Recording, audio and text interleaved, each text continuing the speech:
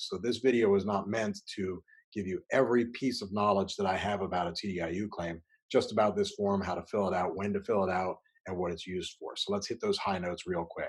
So what is TDIU?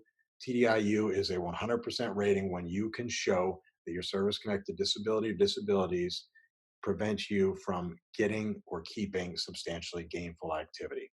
That's what TDIU is. It's in Regulation 38 CFR 4.16.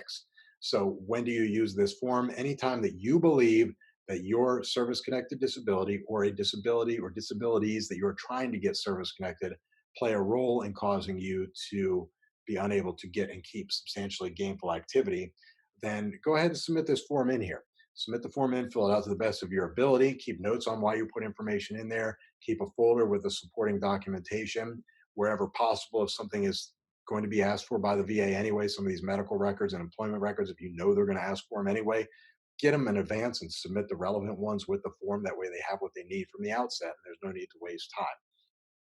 And so those are the big things there. Remember, this form does not set your VA effective date for TDIU benefits.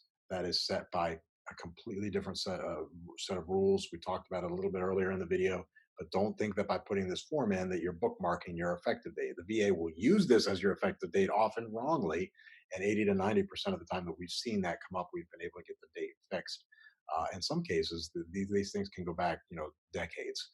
We've seen some pretty big life-changing past due awards to veterans who claimed TDIU in 1950 or 60 or 70 or 80, and now they finally, the VA finally got around and diagnosed the condition and granted TDIU, but they've got these open and pending claims because it's not the form.